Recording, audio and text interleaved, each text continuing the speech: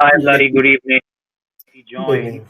Now, we've all heard about stereotypes about a foreigner's experience in India, about the pollution, the noise, cows on the road, snakes on the grass. We've also heard some very good stories about India, about how culture teaches us adversity, resilience, and why our culture leads to such global professionals who come with Indian origin. There's a lot that is good about our culture. Now, let me introduce Sumathi, and she will talk to Vladi on this topic. So, Sumathi is an old friend. We've been seeing her for a couple of years now, and she's a brand and communication consultant with nearly 2 decades of experience. She's a founder, director, and senior partner at PRHUB, among India's leading integrated communication firms. She's an avid reader herself.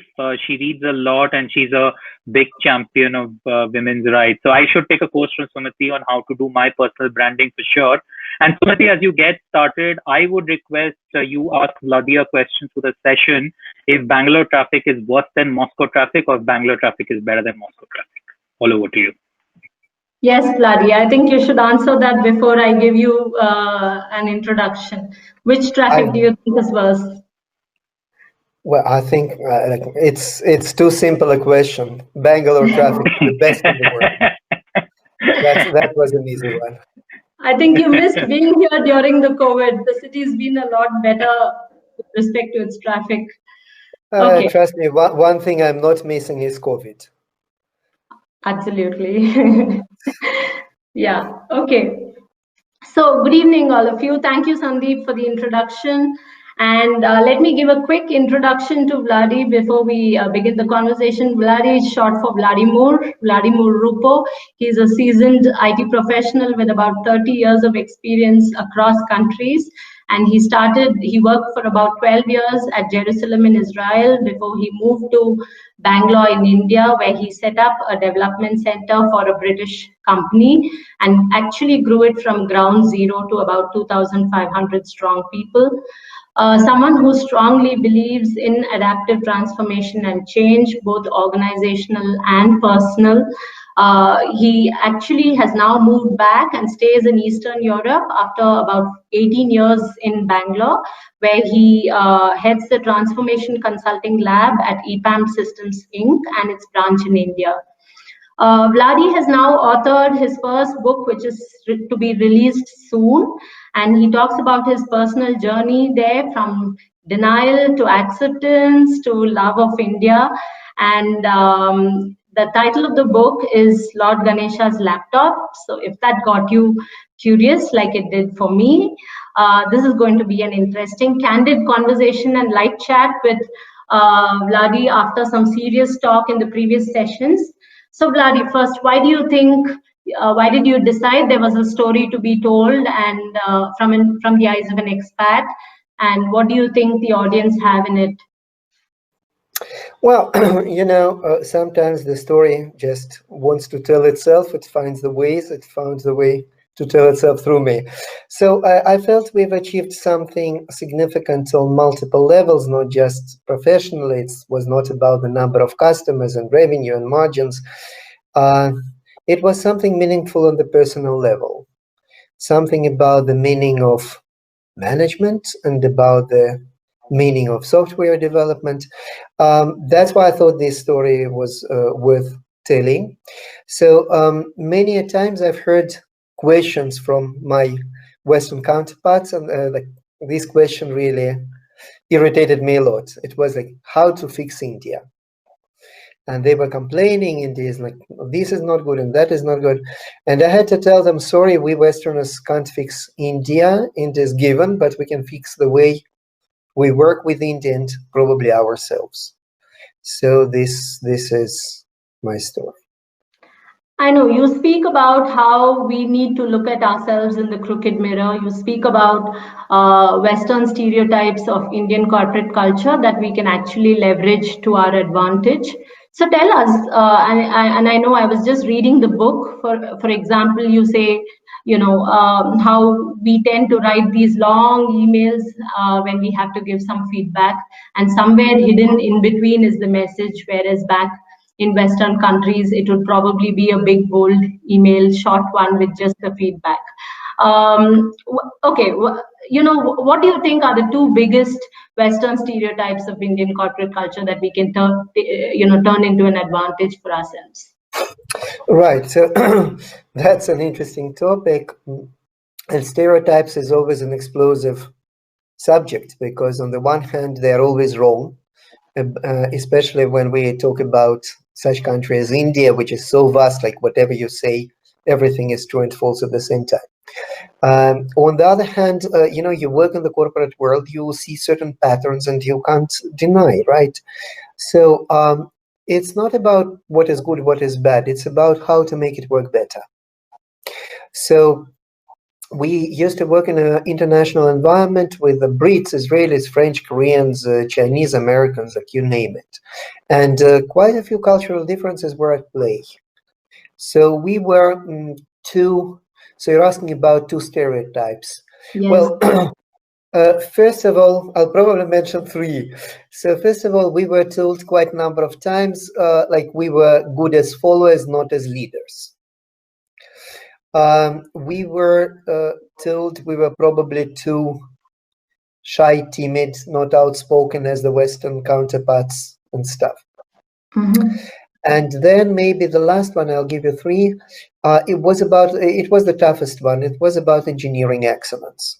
So, before I moved to India, I worked in Israel, and there I had probably the best professional time of my life. We were developing software. It was absolutely beautiful, and we were playing around with the latest and greatest technologies and design patterns and whatnot. And it was an atmosphere of a quest after perfection. And this is what I didn't see much in India. So in India, it's more about like, let's do what we have to do, good enough. So these are three stereotypes, and all of them are pretty harsh. And by the way, even in the book, I'm never sugarcoating things. So some people might find it even a bit harsh. But then the question was, what to do with that? Try to fight it with it, try to change India. It doesn't work. So maybe it's better to look from the other side. So we say we are followers, right? But in the world where everyone, strives to be a leader, actually followership is precious. And being able to follow the customer, that's exactly the customer centricity. Like being able to subdue your ego a little bit and to follow others, it's like precious. So then we said like timid, shy, whatever. There is a famous book called talking about three best ideal features of an employee, right? Humble, hungry, and smart. So everyone is hungry, everyone is smart. What about humble? So in India, we have it, plenty of it, if we learn how to use it properly, right? And then the last thing is about engineering excellence versus good enough. This was the toughest one for me, because we were always like almost looked down at. You guys are like not so great as individual developers. Yeah, and I got sick and tired arguing with that. I stopped. Said, sure, fine. But then we will be as good enough as no one else. And then we moved to Agile, and Agile is based on the good enough approach where you move fast, iterate quickly, and you never strive for perfection. Do only what is required, course correct. Learn fast, follow fast. So we were able to, sometimes we were able to follow so fast we became faster than our leaders in terms of product development, because it took us less time. We were not striving for perfection. So does it answer your question? Yes, probably when you speak of humility, at a time when everyone is speaking of emotional intelligence and empathy, I hope it helps us better now that you say we have that trait, right? It's also leadership versus followership. The West is absolutely obsessed with leadership, right? So like in the corporate world, you address almost everyone as a leader. It's almost taken by default. But I kind of question it. Like leadership, besides an ego boost, is it really the biggest value in management? I'll leave it here. It's controversial, I know that, but I like to be deliberately controversial. Great. So if those are controversial, I think for all the IT professionals who have joined us, they would actually die to hear this. You have in your book actually called Bangalore, which we call the IT capital of India, and India, the global IT talent hub. You have actually called it the software Varanasi, where legacy systems and software is sent to die. So, I mean, that's quite a controversial statement to make on something that we have prided ourselves. But I know the IT industry has been grappling, the Indian IT industry, with how to shed off the image of being a maintenance hub for the world and move towards products and high-end tech development. So tell us, what do you think, in your experience of having worked in the industry for so many years, why do you call Bangalore the Varanasi, and do you see that changing? True. So first of all, I have to start with a disclaimer. The book is deliberately, it's a little bit controversial, right? I'm not trying to sugarcoat. I'm not writing about India. I'm not qualified. Even after 18 years, I'm a foreigner there, and I'm very aware of it. So not a single statement about India per se I can make, but I can talk about my personal experience. And sometimes, sometimes it's wrong, but it's okay to be wrong. So, software Varanasi, right? So Varanasi, as you know, by far better than I do, right? It's a place where people often come to die. So what happens to software? We live in a vicious circle, right? Software is developed by very bright people, and then they feel like maintenance is boring, so they hand it over. During maintenance, software is I would say contaminated, because people who support it don't have the right understanding of it, and eventually it ends up being sent to offshore locations, be it India, Eastern Europe sometimes, and then the new shiny product is being written in the West. And then this cycle repeats itself forever. So when we got a legacy product exactly like that to die in peace in India, because a new shiny product was developed in the West, so we said, what can we do about it? We don't want it to die.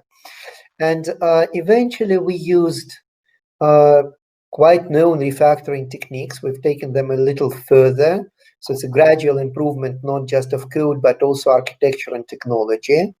And over years of maintenance, we were able to maintain the software so that its quality was increasing, improving over time.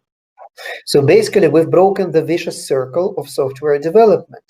And I think India was the unique place for that, because people were diligent enough, they were patient enough, and they didn't have this, okay, it's old, let's throw it away. So they had it, I would say, some respect for old age. So yeah, I know it sounds funny, but there are certain similarities in approach to old age, aging software, aging people, which is viewed with by far higher respect. And then we've proven that if you do maintenance properly, old, like quote unquote, old legacy software can become better than a newer, because it has the feature set. It's relatively not expensive to develop. It has a customer base. So I think that that's the way to go, not saying no to maintenance, but turning it around. Do you, considering we have some of the best IT talent and minds, do you actually see us, innovating, developing products, since there's been an effort towards that in the last few years? It's absolutely happening, and it's great, and the ecosystem of startups is flourishing in India. It's well known. My focus is a little different. My focus is not on developing new products. This will come by itself. My focus is, what do you do with maintenance, which is still the bulk of what people are doing here. Can you redefine maintenance? Sure.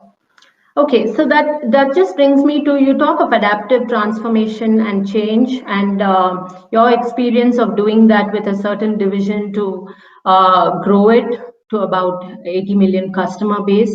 I think today more than ever before, both organizations are and individuals are grappling with change and how to cope with it. Do you have any comments on this from your corporate experience, and what do you mean when you talk about adaptive transformation for organizations? Right, so that's a big question. So first of all, adaptivity is just the ability. It's very simple. It's the ability to get feedback and course correct fast. Know where you are. So this is, by the way, this is also about being self-aware. So I would say adaptivity is about self-awareness, getting the feedback, and correcting your course all the time. And it's not an easy thing because systems are heavy, corporate systems are heavy, and unfortunately, this is where the survival of the most of adaptive comes. So it's like change or die. And unfortunately, and this is what I tried to put on the table very clearly, many people in the agile world, they talk about agile transformation as if it were nice journey, pleasant and whatever. I try to write about the actual of it. It's sweat, blood and tears. And change, it's painful because we are change resistant on the personal level, right? The last thing we want to do is to change. And every organization, the moment you start pushing it to change, there are antibodies developed because every system wants to maintain itself.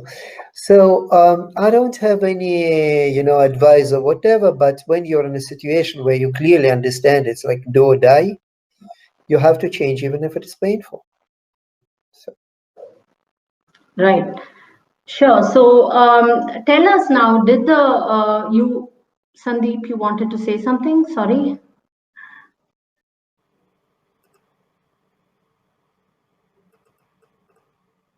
Okay. So I'm continuing. Okay, you also started your own venture, which was called Beautiful Years. It was a venture for old elderly people, and you speak about how India is one country where we respect the elderly. What prompted you to start this up? And of course, you spoke about how it didn't take off, and why do you think the startup failed? Yeah, that's a very good question. A bit embarrassing, but it's okay. So, so why didn't it take off? Probably so first, why I spent too much time in the corporate world, and when the mission was accomplished, I wanted to change, and I wanted to do something meaningful on all levels, right? So not only on the level of approaches and stuff, but also like what do I actually do? Why didn't it take off? Probably I was too arrogant. When you are experienced, you tend to believe that you know everything. You didn't have the. Sorry? You didn't have the Indian humility. I just said you probably didn't have the Indian humility despite being here for long. Absolutely not. And you know what? This is so strange because you think you already understand things and your experience, and then you realize that your arrogance, you can't get rid of it. So, and what was the arrogance? I think I was absolutely right identifying the need. Aging is changing, and there is a tectonic shift, and it will definitely attract more money, resources, everything. But what I did not realize that a need is not the same as the market. So simply said, the need was there, but it was different. And I also realized that Indian people really love their parents, but they love their kids 5 times more because they are ready to pay 5 times more for a preschool for kids rather than for a nurse for elderly parents. And this is normal, this is natural because kids are the future. So I still believe this is a beautiful domain. I still believe it's not only for NGOs, but I was not able to crack it, making it into commercial venture, and I really wanted it to be a commercial venture because it keeps you honest. And if people are not ready to pay for your services, being an NGO would just blur it. This was like smack in my face. So, you know, but I've not given up. I still have the startup bug in my blood, so maybe later. But how different was that experience, after having worked so many years in IT and large corporates? Did you try to apply the same principles, and is that why it didn't work? No, I wouldn't say. Well, I did not apply the basic principle of adaptivity, of agile. It's fail small and test everything you do. I was so arrogant, believing that the market is huge and everything is bright, that I did not, as we say now, hypothesized, prototyped. I just like went with the big bang, and it was, but a sad one. So, but it was, as they say, it was a great learning. In other words, I had to find another job. Is that how you went back to Eastern Europe? No, I worked for another year in India, but anyway, I spent most of my time, traveling around, so it didn't make too much sense. Okay. So I'm just going to ask you a few lighthearted questions before we get some audience questions for you. Tell us, what is your biggest experience, the most immemorable one from India that you will hold back or that remains etched in your memory, either the early years?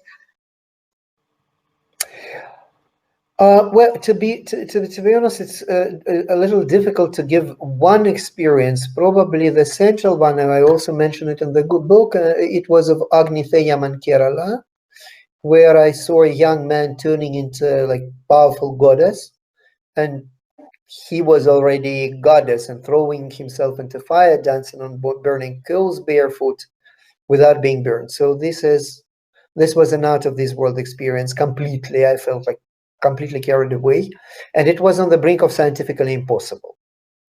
And I was really thinking, how was that applicable to management? Because we also managers, we try to extinguish fires, we dance on corporate burning coals, but we get burned. So what can we learn from Theyam performance? Yeah, so this was... Sorry, go ahead. No, please. No, I was just trying to ask you a follow-up, question. You speak of, moving from initial denial to acceptance to love for India, right? So the initial denial, was it from the corporate experience? Can you just tell us a little more about how that journey thankfully moved to love? Sure. So I think I've already mentioned it. I write about my corporate experience. I'm not that arrogant to write about India. It's like too much. So I write about the corporate experience, and in the corporate experience, many people, many foreigners at least, right? They try to mold India after the patterns that they're used to in the West. And that's what I tried doing. And you know what? Guess what? It doesn't work. So then it was like, okay, let's see what we can do with that. And eventually we ended up realizing that the agile transformation that we've done was absolutely the best in the company I worked for. It was a huge company. So we've completely exceeded all expectations. It was an amazing experience. And it was not done by superstars. It was done by like quote unquote ordinary developers, Indians, not the geniuses of India. And that's why it was so fascinating. So again, it was more of a corporate journey. I write about the corporate world. And talking about India itself, I still miss it a lot, because India is probably the only place in the world where you can start talking about the meaning of life without being embarrassed about it very fast, and where you can laugh. And this is huge to me. The best thing I think we've succeeded in is not to build an agile company, but to build a laughing company. We laughed a lot. We had fun. I know. And when work becomes fun, it's more interesting. Vladi, I have some audience questions for you before, Sure. it's time. So Vinod asks you a question saying, having been in different countries, what really motivated you to choose India for business? And what are the advantages you saw being in Bangalore and doing what you did here? Well, again, I wish I could give a fluffier and better answer, but to be very honest, it was business decision. Someone in the company, not ex-Indian, you can't be an ex-Indian, but a guy who was originally from India, he was a VP at that time. He wanted to open something in Bangalore, and I said, sure, why not? I've never been to India. I will try it out. I'm kind of adventurous, so it was a decision. Okay, I go, let's see. And it was very clear that India is going to be the software capital of the world, and being there made sense. So I think it was a pretty business decision, and it was absolutely right. To be very honest, had I stepped back, I wouldn't have the same experience. I wouldn't have the same career. This book would not have been written. My life would be complete. Great. I have one more question which Jay asks you.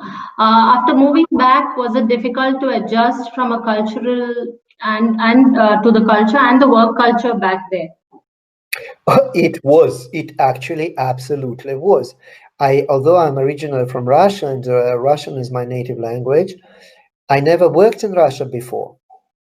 Because I moved to Israel, I lived there for 12 years, India 18 years, and in between I worked a lot with Americans and Brits and like whomever. So then I end up in Eastern Europe, and it's a completely different culture, and this is harsh. Again, I hate generalizing, but call it a pattern.